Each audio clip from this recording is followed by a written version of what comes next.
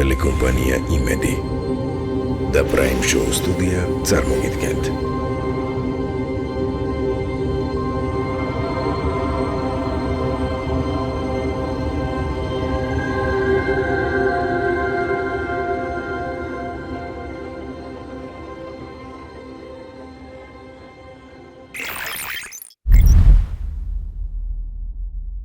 მოგესალმებით უკან დიდი მადლობა მინდა გითხრა იმისთვის რომ დრო გამონახე ამ ინტერვიუს ჩასაწერად მე დარწმუნებული ვარ რომ ქართველი მაყურებელი განსაკუთრებით ტელეკომპანია იმედის მაყურებელი რომელიც უყურებს და საკმაოდ რაოდენობრივად ბევრი ასეთი ადამიანი რომელიც უყურებს შერბეთს სადაც თავად იღებ მონაწილეობას მთავარ როლში ისინი დიდი სიამოვნებით დაელოდებიან უკვე ანონსის გასვლის შემდეგ ამ დიალოგს და დიდი მადლობა ამისთვის.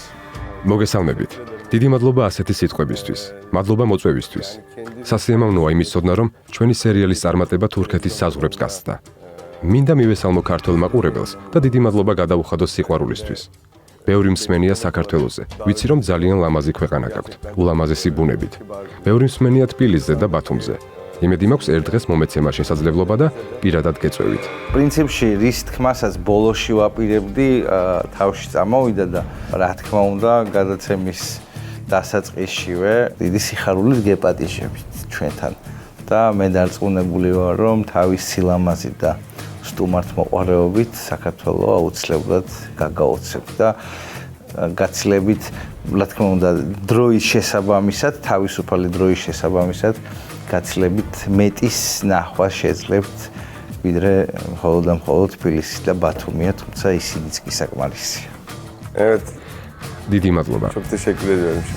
თქვენ ახსენეთ რომ ძალიან გიხარიათ რომ შერბეთი ასეთი პოპულარულია ქვეყნის ფარგლებს გარეთ თუ დაინტერესებულ ხართ ეხლა ტელეფონით ყოლად არ მიჭირავს ხელში თუ დაინტერესებულ ხართ რა რეიტინგი აქვს საქართველოში შერბეთზე ეხლა მე მაგალითად მიჭირავს რეიტინგი რომელიც გუშინ მოვიდა ჩაწერამდე თქვენს გადამღებ გუნდთან მქონდა საუბარი და მითხრეს რომ შერბეთის ჩვენების შემდეგ არხის რეიტინგი კიდევ უფრო გაიზარდა ამიტომ ვფიქრობ მოწინავე პოზიციებს ვიკავებთ შემიძლია განახვალე რა ვაუ საოცარია ამას არ ველოდი როგორც ხედავ საკმაოდ ბევრი კონკურენტი გვყავს tane de kanal var ama bilmiyorum. 250 tane de programın içinden. თან თითქმის ყოველდღიურად და წარმოიდგინე ეხლა ეს ციფრებით ყოლად არ განახე რამდენად კარგად გიცნობენ უკვე თელს ქვეყანაში და რამხელა ეფექტი შეიძლება კონდეს და იქნება აუცილებლად შენ საქართველოს ჩამოსვლას. ძალიან მინდა ჩამოსვლა. ვფიქრობ კინოინდუსტრია ქვეყნებს შორის კულტურული კავშირების გაღრმავების ერთ-ერთი საუკეთესო გზაა.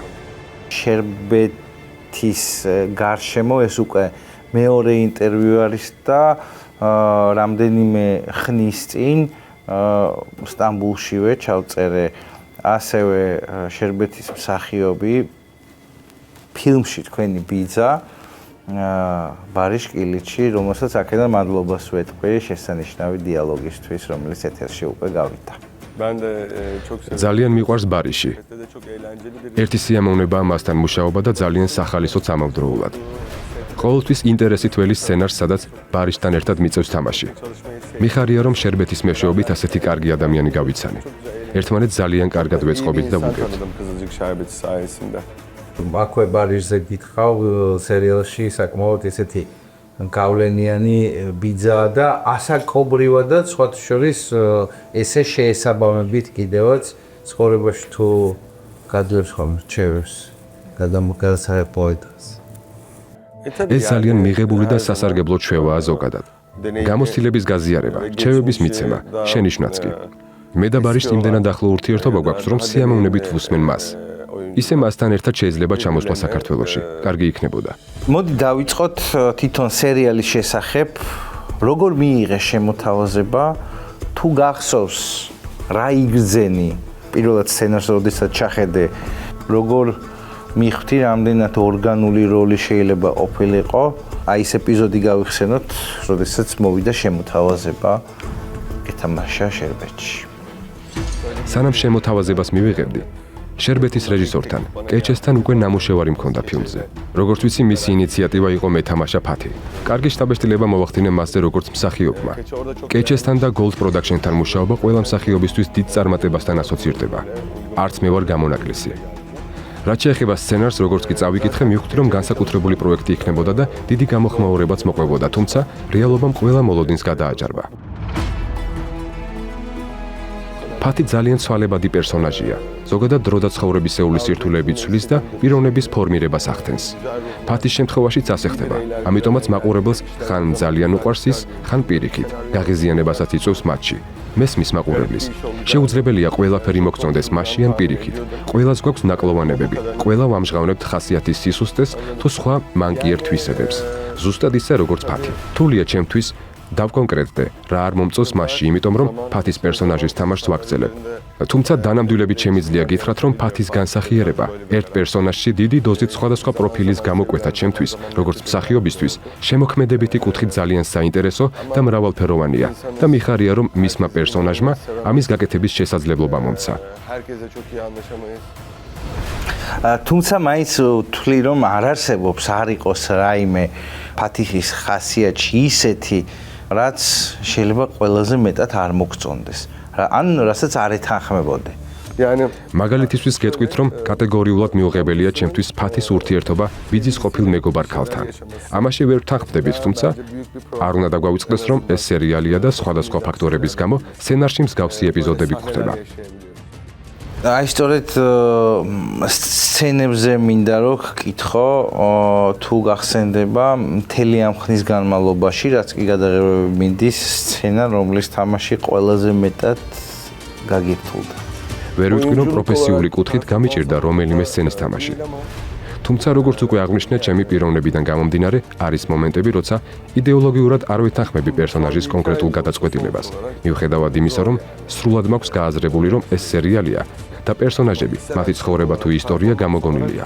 ამ დროის მანძილზე მომიწია რთული სცენების გადაღება, რაც არასდროს არ დამავიწყდება. მაგალითად გავიხსენებდი პირველი სეზონის ბოლო ეპიზოდს, სადაც დუაზე გაბრაზებული სარკეს მუშტით ვამტვრევ. საკმაოდ რთული გადასაღების სცენა იყო.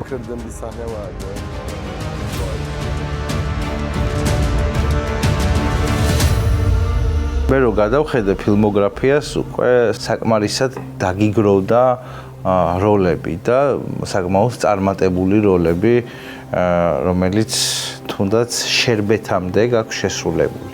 თუმცა ალბათ ძალიან საინტერესოა, როგორ დაიწყო ეს ყველაფერი. რანაირად მოხდა, რომ გადაწყვიტე და რა პირობებში მოხდა, რომ გადაწყვიტე გამختارიყავი მსახიობი და აი ის პერიოდი რო გაიხსენება, ვიცი, ბავშვობა თუ მოზარდობის ასაკი იყო, როცა იყო. სანამ ბეიკენდის უნივერსიტეტში სამსახიობოზე დავიწყებდი სწავლას, სხვა უნივერსიტეტში კინემატოგრაფიის ფაკულტეტზე ვსწავლობდი. ხშირად ვიღებდით რეპორტაჟებს და მოკლე ფილმებს, სადაც მსახიობის როლსაც ვითავსებდი. ლექტორების რჩევით ფაკულტეტის შეცვლაზე დავიწყე ფიქრი. ჩემში ისინი სამსახიობო პოტენციალს ხედავდნენ. მეც დავინტერესდი, მოვუსმინე მათ და სამსახიობო ფაკულტეტზე გავაგრძელე სწავლა. იყო ბევრი სირთულე, გამოწვევა და თავდაუზო გავიშრომა, რაც ბუნებრივია, არ არის საზოგადოებისთვის ცნობილი.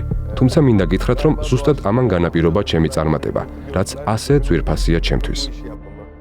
რა საინტერესოა აი ეს მომენტი სირთულეების შესახებ იქნებ მაინც გთხოვო რომ ჩავშალოთ ეს მომენტი სირთულეები რომელიც ამ პროფესიასთან ახლავს ამ ქვეყანაში იქნებ შეიძლება რამე სხვა სპეციფიკა ქონდეს განსაკუთრებული და ზოგადად თუ საკუთარ თავს გადახდენილ სირთულეებზეც მოგვიყვები, საინტერესო იქნება მაყურებლის. Benim kendimi ispat etmekle alakalı. ყველაზე დიდი გამოწვევა საკუთარ თავთან მქონდა. საკუთარი თავისთვის უნდა დამემტკიცებინა ბევრი რამ. იყო სხვა სირთულეებიც, მაგრამ ალბათ თვითკონტროლი და საკუთარი თავის მოტივირება, ყველაფრის თავიდან დაწყება, მიზანდასახულობა და დაუღალავი შრომა, გაორმაგებული ენერგიით, წარუმატებლობის შემდეგ. ამას გამოვყოფდი, თუმცა წარმატებაში თანდაყოლილმა ნიჭმა გადამწყვეტი როლი ითამაშა, რასაც განვითარება სჭირდებოდა. ისევე როგორც ძვირფას ქვას სჭირდება კარგი დამუშავება. Central Park Towers-ი, რომელიც ქალაქ თბილისში 2 42 კომპლექსის შენობას წარმოადგენს 7 სართულიანი პოდიუმით. ეს არის უნიკალური პროექტი თავის ინვესტირებითაც, ეს არის 300 მილიონიანი პროექტი და თავის, რა თქმა უნდა, ხარისხით. თქვენ შეგიძლიათ გახდეთ Radisson Blu's ნომრის მფლობელი თუ, რა თქმა უნდა, შეიძენთ შესაბამის ფარც, თუნდაც ერთი ნომრის ფარც და ამის შედეგად მიიღებთ საკმაოდ მაღალ შემოსავალს ყოველთვიურად. Central Park Towers-ის კომპლექსში იქნება უამრავი საინტერესო კაფე, უამრავი საინტერესო რესტორანი, საინტერესო ერთ-ერთი ყველაზე კარგი საშოპინგე სივრცე და event hall-ი გათვლილი 3000 ადამიანზე. მე თემას კიდევ უფრო მეტად ჩაუღრმავდები და ასე გკითხავ.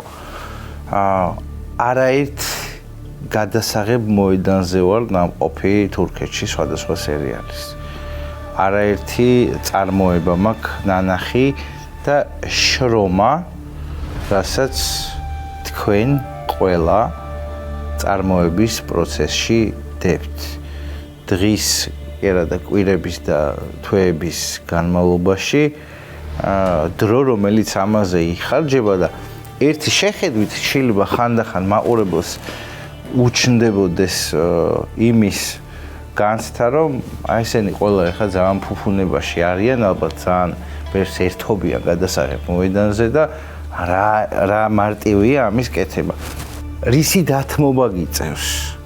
ისეთის, რაზეც შეიძლება გული გწყდებოდეს, რაზეც შეიძლება დრო აღარ ყოფნეს. Tabii çok şükür hayat მადლიერი ვარ იმ შესაძლებლობებით, რაც ცხოვრებაში მომეცა. ვისურვებდი ყველას ქონოდა თანაბარი პირობები წარმატებისკენ მიმავალ გზაზე. თუმცა არ ვთვლი, რომ სირთულეებიან წინააღმდეგობა ყოველთვის შემოფერხებელი შეიძლება იყოს. მიდგომას გააჩნია, შემოქმედი ხალხისთვის, ანუ ჩვენთვის, გამოწვევები თუ სირთულეები ერთგვარი ენერგიის წყაროცაა. უბრალოდ მნიშვნელოვანია იცოდე მისი სწორი გამოყენება. და მაინტერესებს თავად თუ ყავს საყვარელი მსახიობი, რომლის გამო უყურებდი ფილმებს, რომელიც შეიძლება მოტივატორი ყოფილიყო და რომლის როლები შენთვის ყველა განსაკუთრებულია. ვერ ვიტყვი, რომ რომელიმე მსახიობმა განაპირობა ჩემი გადაწყვეტილება კინოინდუსტრიაში მოხვედრილიყავი. ჩემი მიზანი ყოველთვის საკუთარი თავის წარმოჩენა და ღირსეული ადგილის დამკვიდრება იყო ამ სექტორში. ძალიან ბევრი შესანიშნავი მსახიობი გვყავს. თურქეთის ლეგენდები, რომელთა ღვაწლი და დამსახურება უსაზღვროა. მათ განსაკუთრებული ადგილი უკავიათ, რაც ხელშეუხებელია. შედარებით ახალი თაობიდან ქენან მირზალიოლუს გამოვარჩევდი. მიყვარდა მისი ყურება. განსაკუთრებით ეზელის პერსონაჟი იყო შთამბეჭდავი ჩემთვის. ბავშვობის კუმირად დარჩა ჩემს მეხსიერებაში. Hakikaten çok beğenirdim çocukken de. ძალიან ბევრი ახალგაზრდა თავის ცხოვრების გზაზე, როდესაც წყვეტს, რომ გახდეს მსახიობი და ირჩევს ამ პროფესიას, ძალიან ბევრ შრომას დებს, რომ მიაღწიოს მიზანს და რაც ყველაზე მნიშვნელოვანია, თავი შეაყვაროს მაყურებელს, თავი შეაყვაროს აუდიტორიას. თავად ეს გამოგივიდა. და ძალიან დიდი დოზით მიაღწიე წარმატებას. უბრალოდ საინტერესოა მომენტი, როდესაც არ ვიცი, სწავლობდი გადაწყვეტილებების მიღების დროს თუ შემდეგ, როდესაც მიხვდი, რომ მე ტყუილად არ დავხარჯე ამაში დრო, ჩემი პროფესია შედგება, ჩემი პროფესია შედგა და მე ეს ყველაფერი გამომივიდა. როდის იყო ეს მომენტი თუ გახსოვს? İnanmak başarmanın yarısıdır. თვითრწმენა წარმატებისკენ გასავლელი გზის ნახევარია. საკუთარ თავში დარწმუნებული ვიყავი და არასდროს არ მაშინებდა მომავალი. კინოინდუსტრია ერთი ორგანიზმია და ყველა ჩვენ ერთმანეთს ვჭირდებით. ამიტომ ჩემი ნიჭის გამოვლენით შევძელი ადგილი მომეძებნა და თავი დამემკვიდრებინა. როგორც გითხარით, იყო სირთულეები ამ გზაზე, თუმცა არასდროს დავეჭვებულ ვარ საკუთარ თავშიან წარმატებულ მომავალში. შერბეთმა რა შეცვალა ცხოვრებაში და რამდენად აღმოჩნდა კიდევ უფრო გარდამტეხი. Kesinlikle yani Kızılcık şerbeti. შერბეთმა გარდატეხა მოახდინა ჩემს კარიერაში. ნდობას, რომელიც გამომიცხადეს დიდი პასუხისმგებლობით ვეკიდები. და უკვე 3 წელია ვაცოცხლებ ფათიხის პერსონაჟს. სახიობისთვის დიდი ბედნიერებაა, როცა მაყურებელი იღებს და იყვარებს შენს გმირს. ეს ნიშნავს იმას, რომ გრძნობები სწორადაა გადმოცემული და მაყურებლის გულამდე მიტანილი. ჩემთვის ამის ცოდნა დიდი ბედნიერებაა. ყოველ ფეხის ნაბიჯზე გრძნობ მათ სიყვარულს და მხარდაჭერას. მაყურებლის აზრით ჩვენთვის ყველაზე მნიშვნელოვანია. როგორ ფიქრობ, რატო არის ამხელა ინტერესი ფატიხისა და დოას გარშემო? ანუ იგრძნობოდა თუ არა ის, რომ ასეთი დიდი ინტერესი იქნება მაყურებლის მხრიდან და განსჯის საღან. Evet, partnerimle o ჩვენს წყვილს შორის ქიმია შედგა. მაყურებელმა მიგვიყო და შეგვიყვარა. ეს ძალიან გვახარებს. როგორც გითხარით, როცა სცენარს ვკითხულობდი, ვიცოდი, რომ დიდ გამოხმაურებას გამოიწვევდა ეს პროექტი. თუმცა მოულოდნელი იყო ის სიყვარული და ინტერესი, რასაც არა მარტო თურქეთში, არამედ საზღვრებს გარეთ ვხედავთ. ძალიან მიამაყება ჩვენი წარმატება. მინდა თქვენს როლსაც გავუსვა ხაზი. თქვენ ერთგვარი დამაკავშირებელი ხიდის ფუნქციას ასრულებთ და დიდ საქმეს აკეთებთ. აკავშირებთ ქვეყნებს, აცნობთ განსხვავებულ კულტურას. და გვეხმარებით, რომ უფრო ფართო აუდიტორიამდე მივიდეს ჩვენი შემოქმედება. ამისთვის დიდი მადლობა მინდა გადაგიხადოთ. პირიქით მადლობა თქვენ და ალბათ როგორ ცხოვრ. კვირაში 5-6 დღე გადაღებები გვაქვს, ასე რომ ჩემი გრაფიკი ძალიან გადატვირთულია. აქტიურად ვარჯიშობ და ვცდილობ სულ ფორმაში ვიყო. სეზონის მსვლელობისას ძირითადად გადასაღებ მოედანზე, სპორტ დარბაზსა და სახლში ვატარებ დროს. ჯერ არ გადამიწყვეტია ვიმუშავებ თუ არა ზაფხულში რამე სხვა პროექტზე. შეიძლება უბრალოდ დავისვენო და ძალები დავაგროვო ახალი სეზონისთვის. ზოგადად მიყვარს დროის მეგობრებთან გატარება, სტუმრების მიღება, სერფინგი და ჯირითობა. რასაც ძირითადად ზაფხულში უფრო ვახერხებ.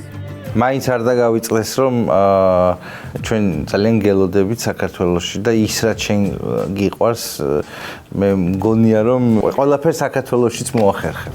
საქართველოს ფოტოებს ვათვალიერებდი, ძალიან ლამაზი ქვეყანა გაქვთ და სიამოვნებით ვინახულებდი. ასე რომ თქვენს გულწრფელ მოწვევას გულწრფელად ვიღებ. ბოლოს მინდა გთხოვო, ან კითხო, რას ეტყოდი შენს პირად გულშემატკივრებს, რომლებიც ახლა ეკრანს მიღმა არიან. hem Gürcistan'daki ქართულ მაყურებელთან ერთად ჩვენი ყველა ერთგული გულშემატკივარი მინდა მოვიკითხო და მადლობა გადავუხადო. ჩვენ თქვენთვის ვშრომობთ და ვქმნით. მადლობა მხარდაჭერისთვის, ერთგულებისთვის, მოთმინებისთვის. გაგრძელეთ ჩვენი ყურება. მადლობა რომ არსებობთ. ძალიან დიდი მადლობა ასეთი გულწრფელი დიალოგისთვის და იმასთან ერთად რომ წარმატებას გისურვებ, განმეორდები და გეტყვი გელოდებით საქართველოში. მადლობა. Thank you. Thank you.